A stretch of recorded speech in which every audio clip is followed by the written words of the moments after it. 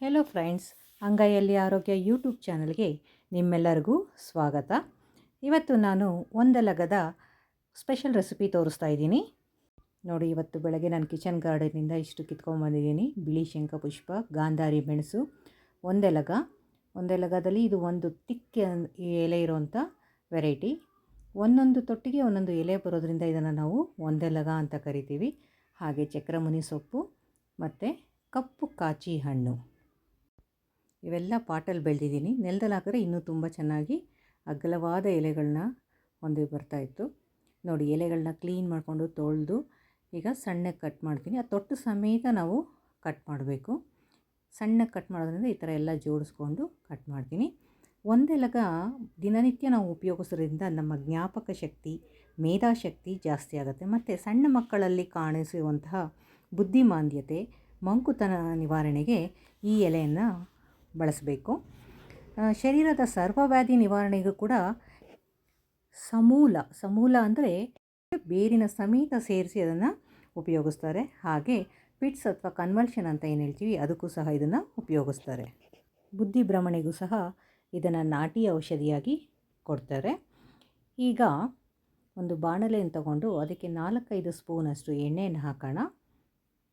ಎಣ್ಣೆ ಕಾದ ನಂತರ ಅದಕ್ಕೆ 1/4 ಟೀ ಸ್ಪೂನಷ್ಟು ಸಾಸಿವೆ ಹಾಕಿ, ಸಾಸಿವೆ ಸಿಡಿದ ತಕ್ಷಣ ಒಂದು 1/2 ಸ್ಪೂನಷ್ಟು ಜೀರಿಗೆ ಹಾಕಿ, 2 ಸ್ಪೂನು ಉದ್ದಿನಬೇಳೆ, 1 ಸ್ಪೂನ್ ಕಡಲೆಬೇಳೆನ ಎಣ್ಣೆಯಲ್ಲಿ ಹಾಕಿ ಚೆನ್ನಾಗಿ ಫ್ರೈ ಮಾಡಬೇಕು. ಒಂದು 10 ಹಸಿಮೆಣಸಿನ್ಕಾಯಿನ ಸೇರಿಸಿ ಫ್ರೈ ಮಾಡಿ, ಒಂದು 5 ದೊಡ್ಡ ಗಾತ್ರದ ಆನಿಯನ್ನ ಸ್ಲೈಸಸ್ ಮಾಡಿಕೊಂಡು ಅದನ್ನು ಸಹ ಹಾಕಬೇಕು. ಒಂದು 8 ಆಲೂಗೆಡ್ಡೆ ಕುಕ್ಕರ್ನಲ್ಲಿ ಬೇಯಿಸಿ ಅದರ ಸಿಪ್ಪೆ ತೆಗೆದು ರೆಡಿ ಮಾಡಿ ಇಟ್ಕೋಬೇಕು.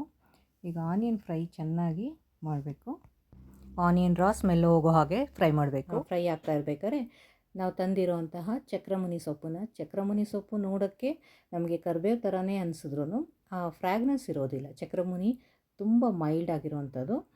ಬಟ್ ಆವಾಗವಾಗ ನಾವು ಚಕ್ರಮುನಿ ಸೊಪ್ಪನ್ನ ನಮ್ಮ ಆಹಾರದಲ್ಲಿ ಸೇರಿಸೋದು ತುಂಬ ಒಳ್ಳೆಯದು. ಮತ್ತು ಮಕ್ಕಳಿಗೆ ಆಲೂಗೆಡ್ಡೆ ಪಲ್ಯ ಅಂದರೆ ತುಂಬ ಇಷ್ಟ ಆಗುತ್ತೆ. ಅವರಿಗೆ ಈ ಚಕ್ರಮುನಿ ಸೊಪ್ಪು ಮತ್ತು ನೋಡಿ ಸಣ್ಣದಾಗಿ ಹೆಚ್ಚಿರುವಂಥ ಒಂದೆಲಗನ ಸೇರಿಸ್ತಾ ಇದ್ದೀನಿ. ಸೊ ದಿನ ಒಂದೊಂದು ಎಲೆ ಮಕ್ಕಳಿಗೆ ತಿನ್ನೋಕ್ಕೆ ಹಾಗೆ ಕೊಟ್ಟರು ಒಳ್ಳೆಯದು. ಇಲ್ಲಾಂದರೆ ಈ ಥರ ನಮ್ಮ ರೆಸಿಪಿಗಳಲ್ಲಿ ಅದನ್ನು ಸೇರಿಸ್ತಾ ಹೋದರೆ ಎಲ್ಲ ಮನೆ ಮಂದಿಯ ಬುದ್ಧಿವಂತಿಕೆ ಚೆನ್ನಾಗಾಗುತ್ತೆ ಅನ್ಬೋದು. ಈಗ ರುಚಿಗೆ ತಕ್ಕಷ್ಟು ಉಪ್ಪನ್ನು ಹಾಕ್ತಾಯಿದ್ದೀನಿ. ಉಪ್ಪು ಹಾಕಿ ನಾವು ಸ್ವಲ್ಪ ಫ್ರೈ ಮಾಡಿಬಿಟ್ಟು ಅದಕ್ಕೆ ಒಂದು 1/2 ಸ್ಪೂನಷ್ಟು ಅರಿಶಿನ ಪುಡಿನ ಹಾಕಬೇಕು. ಅರಿಶಿನ ಪುಡಿ ಹಾಕಿ ಚೆನ್ನಾಗಿ ಮಿಕ್ಸ್ ಮಾಡಿದ್ರೆ ಎಲ್ಲದಕ್ಕೂ ಅರಿಶಿನದ ಕಲರು ಸ್ಪ್ರೆಡ್ ಆಗುತ್ತೆ. ಈಗ ನಾವು ಬೇಯಿಸಿ ಸಿಪ್ಪೆ ತೆಗೆದಿಟ್ಟಂಥ ಆಲೂಗೆಡ್ಡೆನ ಚೆನ್ನಾಗಿ ಸ್ಮ್ಯಾಶ್ ಮಾಡಿಬಿಟ್ಟು ಈ ಫ್ರೈಗೆ ಸೇರಿಸೋದು. ಇದನ್ನು ಚೆನ್ನಾಗಿ ಮತ್ತು ಆನಿಯನ್ ಫ್ರೈ ಜೊತೆ ಮಿಕ್ಸ್ ಮಾಡಿ, ಸರಿಯಾಗಿ ಸ್ಮ್ಯಾಶ್ ಆಗದೆ ಇದ್ದಂಥ ಆಲೂಗೆಡ್ಡೆನ ಈ ಥರ ಸ್ಪೂನಲ್ಲಿ ಸ್ಮ್ಯಾಶ್ ಮಾಡಿಕೊಂಡು ಚೆನ್ನಾಗಿ ಮಿಕ್ಸ್ ಮಾಡಬೇಕು. ಸ್ವಲ್ಪ ಉದುರುದ್ರಾಗಿದ್ದರೆ ಆಲೂಗೆಡ್ಡೆ ಬೇಯಿಸಿರೋ ನೀರನ್ನು ಸ್ವಲ್ಪ ಹಾಕ್ಕೊಂಡು ಚೆನ್ನಾಗಿ ಮಿಕ್ಸ್ ಮಾಡಬೇಕು. ನೋಡಿ, ಇದರಲ್ಲಿ ಒಂದೆಲಗ, ಚಕ್ರಮುನಿ ಸೊಪ್ಪು ಯಾವುದು ಗೊತ್ತಾಗೋದೇ ಇಲ್ಲ, ನೀಟಾಗಿ ಬ್ಲೆಂಡ್ ಆಗಿರುತ್ತೆ. ಮತ್ತು ಅದು ಟೇಸ್ಟ್ ಕೂಡ ಡಿಫ್ರೆಂಟ್ ಅನಿಸೋದಿಲ್ಲ. ಈಗ ಬಿಸಿಯಾದ ರುಚಿಯಾದ ಆಲೂಗೆಡ್ಡೆ ಪಲ್ಯ ರೆಡಿಯಾಗಿದೆ.